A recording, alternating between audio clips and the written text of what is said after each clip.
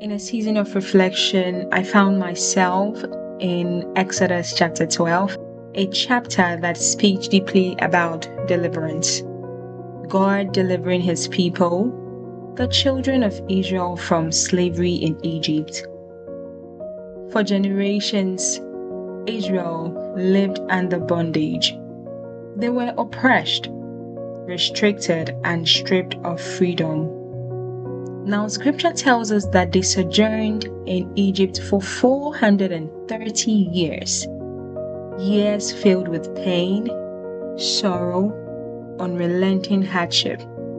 And yet, God saw them. He heard their cries. He was not absent from their suffering. Now, at the appointed time, God sent his word to Moses. Deliverance did not begin with power. It began with obedience. God gave instructions, specific and clear, and the people were asked to follow them exactly. Now, what stood out to me as I reflected on this passage is that deliverance was not automatic. It required response. On the night the angel passed through Egypt, the difference between life and death was not nationality. It wasn't status or righteousness. It was simply obedience. If an Israelite had failed to apply the blood on the doorpost, the angel would not pass over that house. If an Egyptian obeyed the same instruction, that household would have been spared.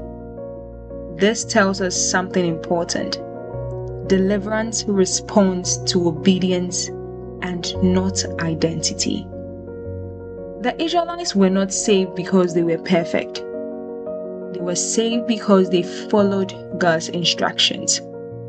This reflection challenged me deeply. God ministered to my heart and reminded me that he is still our deliverer. It does not matter how long someone has been bound, whether by addiction, anxiety, depression, generational pattern, or even hidden struggles. Time does not weaken God's power.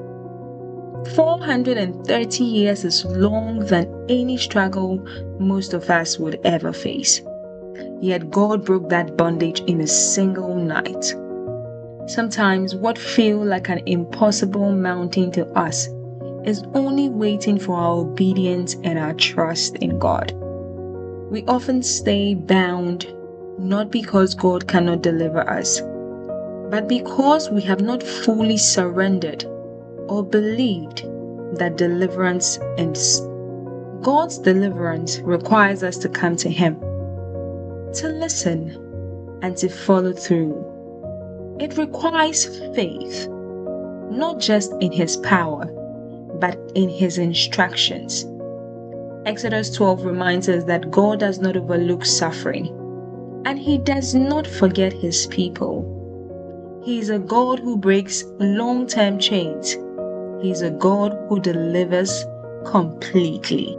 Today's reflection calls us to examine the areas where we have quietly accepted bondage, the habits, the cycles, the struggles we have learned to live with.